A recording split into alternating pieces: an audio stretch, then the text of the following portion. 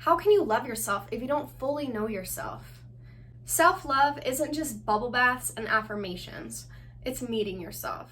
In this video, we're diving into the first real step to self-love, self-discovery. And stay tuned because at the end of this video, I'll be giving you a sneak peek on the next step in self-love. I'm Alicia, nice to meet you.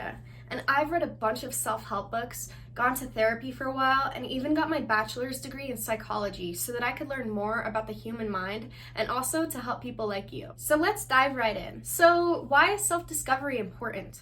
Well, whenever you know yourself, you stop people-pleasing because you know what you really need. You also stop settling because you know your worth. Here are 3 powerful self-discovery practices that you can implement today. It might help if you get a notebook for this, but you don't really need one. The first practice is to ask yourself powerful questions, such as, what do I need right now? Another question that I asked myself whenever I started my journey was, what are things that I enjoy doing? Because the truth is that I didn't really know what I liked. Ask yourself, when do I feel most myself? This will help you to understand your passions better and what fuels you, thus leading you closer to your true purpose. Here are some other simple questions that you can ask yourself to get to know yourself a little bit better. What are foods that I really enjoy? Where are my favorite places to go? Who are people that I like to spend time with? What kind of personalities do I like? What kind of personalities do I not like?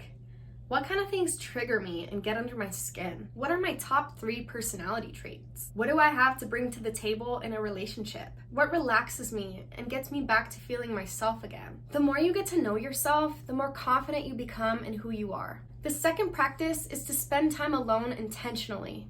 This was so hard for me at the beginning because I wasn't really comfortable with just being me and just being there alone by myself. Being in silence felt so uncomfortable and honestly miserable. I wanted to distract myself with anything I possibly could, whether that was music, drinking, dating somebody, seeing friends, or just being out in public. I couldn't just truly be alone. So I'm gonna give you some ways that you can start feeling comfortable alone. Take yourself out on a nature walk, just you and the outdoors. Then you can really hear your own voice. What does your voice sound like? Is it negative? Does it say mean things to you? Or is it encouraging and uplifting?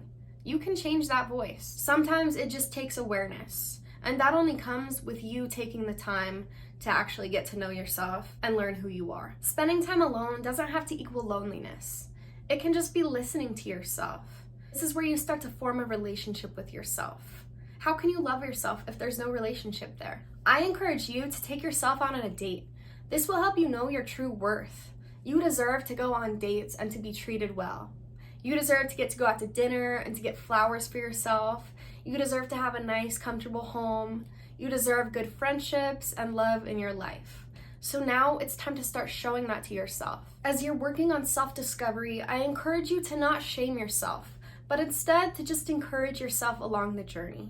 You're learning. We're all learning. During our life course, we're all discovering who we truly are. It takes time. You're growing into who you're truly meant to be.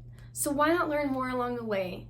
Become more self-aware and become comfortable in who you actually are. Practice number 3 is to observe your patterns without judgment. And what I mean by this is, how are you reacting and responding to different situations? Whenever you get embarrassed, do you start talking badly about yourself and saying negative things to yourself?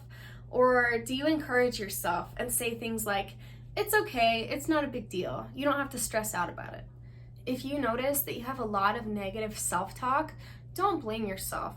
Just understand that you've had a lot of people saying negative things in your lifetime and your subconscious just picked it up along the way. But you don't have to carry it forever. What do your triggers reveal about your inner world?